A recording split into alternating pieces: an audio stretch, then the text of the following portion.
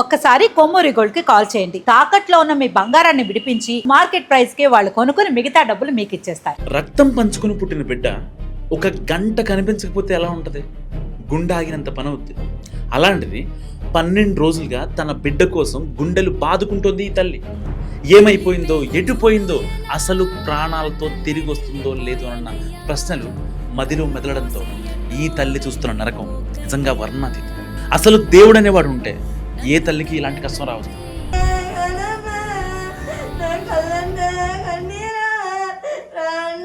గంటలు గడిచాయి, రోజులు గడిచాయి, కానీ చిన్నారి జాహ్నవి జాడ ఇంకా దొరకలేదు. సో ప్రస్తుతం మనం సిహెచ్ అగ్రహారంలో ఉన్నాం. ఒక్కసారి ఆ పాప మిస్టరీ తెలుసుకునే ప్రయత్నం చేద్దాం.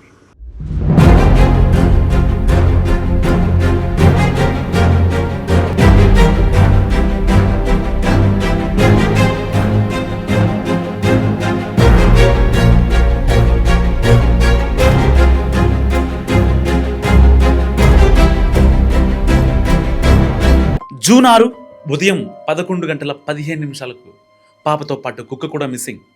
జూన్ 13 సాయంత్రం 4 గంటలకు చిన్నారి జాడ చూపించాల్సిన కుక్క కూడా చనిపోయింది. హేమాహేమి ఆఫీసులు రంగంలో దిగినా ఏమాత్రం ఫలితం దక్కట్లేదు. టెక్నాలజీకి చిక్కట్లేదు, శాస్త్రానికి అంతుపట్టట్లేదు. ఒకరోజు మిస్సింగ్ అంటారు, తెల్లారి కిడ్నాప్ అంటారు, మళ్ళీ అదే రోజు సాయంత్రం ఏదైనా జంతువు అటాక్ జరిగిందంటారు. గట్టిగా తిరిగితే 500 మీటర్లు కూడా లేని ప్రాంతాన్ని 500 మందితో జల్లెడ పట్టించిన జాడ ఏమాత్రం కనిపించలేదు. మరి చిన్నారి జాహ్నవి ఏమైనట్టు? 12 రోజులైనా పట్టుకోకపోవడం ఏంటి? ఈ మిస్టరీని ఛేదించేది ఎలా? కెమెరా ముందు నేను ఏడాలంటే ఎంత నేర్చింది సార్. ఈ 11 రోజులు అవుతుంది సార్. ఈ రోజుకి 11 రోజుల నుంచి ఓన్లీ కెమెరా ముందు అంగే ఎడితే ఏడ్చినట్టు కాదు సార్. సార్ మీరు వెళ్ళిపోయాక నా సిచ్యువేషన్ ఏంటి, నా పరిస్థితి ఏంటని ఏడాలంటే ఎంత ఏడ్చానో నాకు తెలుసు సార్. కెమెరా ముందు ఏడకపోతే నేను ఏడలేనట్టు కదా సార్. కళ్ళల్లో వాటర్ కూడా రావట్లేదు. మీతో మనసులో బాధ ఉంది. ఆ బాధని ఎలా చూపించాలో, ఎవరితో చెప్పాలో కూడా, ఎవరితో చెప్తే పాపను ఎవరైనా తీసుకొస్తారా అన్న అస్సలు అర్థం కాలేదు సార్. నేను ఏడుద్దామన్నా కళ్ళ నీళ్ళు రావట్లేదు.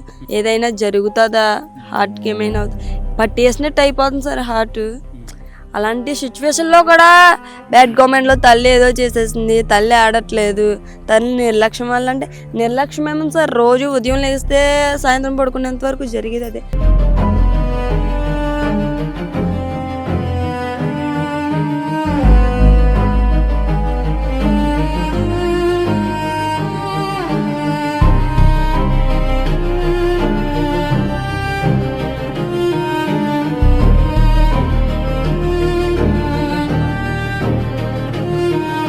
జాహ్నవి తల్లి భవాని కడుపుకోత అర్థం కాని కొందరు చాలా చండాలంగా మాట్లాడుతున్నారు.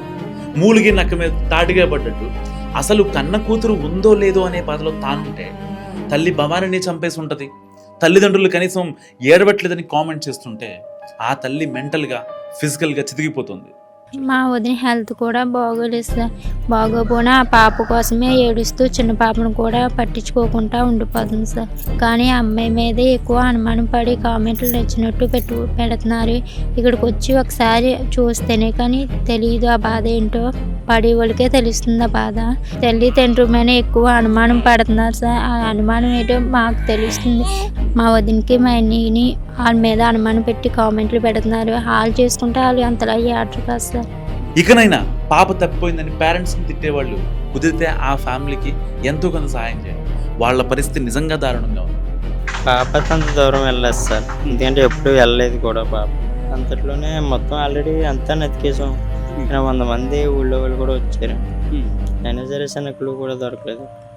ఫోన్లో వీడియో చూసి ఏదన్నా పెట్టేస్తాం. నేనన్నా ఫోన్లో వీడియో చూసి పెట్టగలను, దగ్గర వచ్చి బాధ అన్నదో తెలుస్తుంది.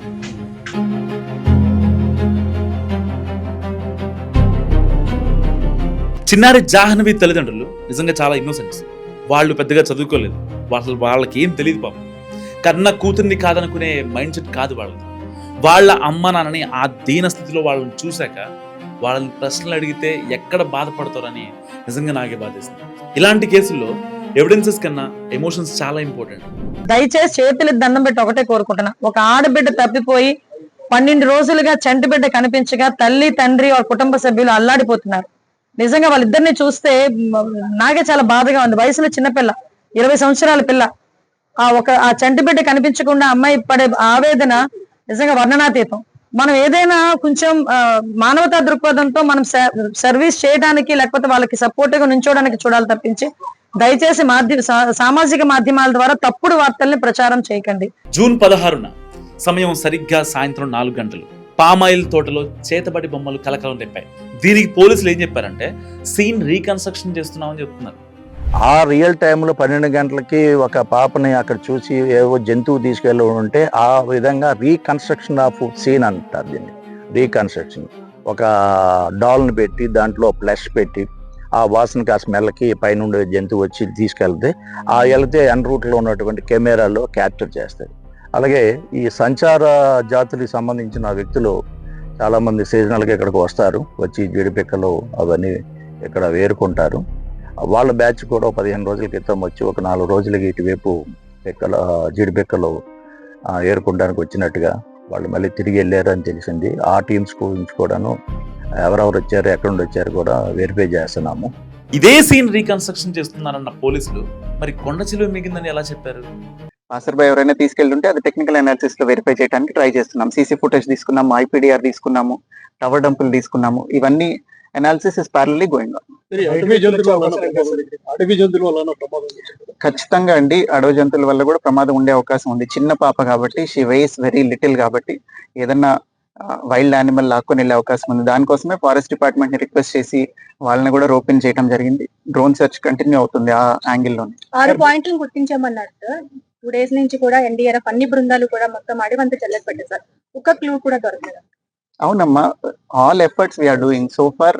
All efforts are leading to dead end only. ఇంతవరకు ఏ క్లూ దొరకలేదు. టెక్నికల్ అనాలిసిస్ లోనూ ఇప్పటిదాకా సస్పిషియస్ యాంగిల్ రాలేదు. అట్లనే ఈ యానిమల్ ఏదైనా తీసుకెళ్లి ఉండటం మీద కూడా ఇంకా క్లూ రాలేదు. That it self says that కొంచెం యానిమల్ అయి ఉంటేనే ఇట్లాంటి ఎరాటిక్ బిహేవియర్ ఉంటుంది. మనం ఖచ్చితంగా చెప్పలేని బిహేవియర్ ఉండేది. అక్కడ సడన్ గా ఏదో జరుగుంటే తప్ప ఈ ఇన్సిడెంట్ అంతా కూడా జరిగి ఇప్పుడు నేను వాళ్ళ తల్లిగారితో కూడా మాట్లాడాను, నాకు ఐడియా ఉంది. స్టేట్ పోలీసులు ఇలా చెప్తే ఫారెస్ట్ డిపార్ట్మెంట్ ఏమో గడిచిన 40 ఏళ్లలో మనిషి మీద జంతువు దాడి చేసిన అసలు ఆ ఘటనే జరగలేదని చెప్తున్నారు. ఈ కొండ ప్రాంతంలో ఎటువంటి జంతువులు ఉన్నాయి? ఈ కొండ ప్రాంతంలో అయితే అడవి పందులు సార్ ఉంటే, జింకలు ఉంటాయి, దుప్పులు ఉండొచ్చు, కౌజింగలు ఉంటాయి. ఇంక తప్పితే పైథాన్స్ అరుదు, పైథాన్ ఉండొచ్చు, పైథాన్ ఉండదని అన్నాం. తాజుపాములు అయితే ఎక్కువ ఉంటాయండి, అలాగే పొడపాములు అవి ఉంటాయి. అడవి పందులు అయితే మస్తుగా ఉంటాయి, ముళ్ళ పందులు ఉంటాయి. అంతమించి క్రూర జంతువులు అయితే ఏమీ లేవు సార్. మేము చాలా కాలం నుంచి నా సర్వీస్ అయితే ఇక్కడే. దట్ ఎప్పుడు ఏదైనా యానిమల్ దాడి చేసిందా అనేది అయితే ఎక్కడ మాకేమీ వినబడలేదు. ఈ చుట్టుపక్కల ఎవరికైనా కనిపిస్తే అడవి పందులు వచ్చేస్తున్నాయి, పొలాలు పాడు చేస్తున్నాయి అని చెప్పడం తప్ప అంతమించి వేరే యానిమల్స్ ఏమీ రాలేదు. మాకు తెలుసు, మేము తిరుగుతూ ఉంటాం కదా, కొండల మీద తిరుగుతూ ఉంటాం కాబట్టి మాకు తెలుసు. ఎందుకంటే డిపార్ట్మెంటల్ వర్క్స్ అయ్యి కొండల మీద చేపిస్తాం. ఇది అంత దట్టమైన అడవి కాదు, చిట్టడవి అండి. ఇది ముళ్ళపదులతో కూడుకున్న చిట్టడవి. ఇవన్నీ చూసాక ఫైనల్ గా గ్రామస్తులతో మాట్లాడాను. పాప ఎక్కడున్నా సేఫ్ గా రావాలని కొంతమంది ఏమో పాప కిడ్నాప్ అయిందని కుండబద్దలు కొట్టినట్టు చెప్తున్నారు. మరి ఏది నిజం? పాప అందరికీ బాధాకరంగా ఉంది. పాప బాగా క్షేమంగా ఉండాలని కోరుకుంటున్నాము. మరి ఆ పాప ఎక్కడ ఉంటుందో ఏంటో మనకు తెలియదండి. కాకపోతే ఏంటంటే ఫైనల్గా జనాలు అనుకునేది ఏంటంటే ఏదో రకంగా పిల్లల్ని కిడ్నాప్ చేశారన్న ఆలోచనలో ఉన్నారండి ప్రజెంట్ అయితే చాలా వరకు 80%. ఈ తింక్షన్లో 1-2 గంటలో కుక్క చనిపోయింది అనమాట. సరిపోతే వీడియో ఏమనుకుంటుందంటే అయితే ఈ లెక్కనే పాప కూడా ఎక్కడో సేఫ్గా లేదు. ఇప్పుడు దాకా సేఫ్ ఉందనుకున్నాం కానీ ఇప్పుడు సేఫ్గా లేదు. ఈ చుట్టుపక్కల లేదు, బయటికి వెళ్ళిపోయింది, ఎక్కడో ఎవరో కిడ్నాప్ చేశారని చెప్పి తల్లిదండ్రులు ఆందోళన చెందిందండి ప్రజెంట్ ఫైనల్గా. సో విన్నారు కదా, జాహ్నీ వాళ్ళ అమ్మ, నాన్న, ఇంకా గ్రామస్తులు, అఫీషియల్స్ ఏం మాట్లాడుకుంటున్నారు. సో మీరేమనుకుంటున్నారో మస్ట్ కామెంట్ చేయండి. కెమెరామెన్ నాయుడుతో మనోజ్, మనం టీవీ, తుని.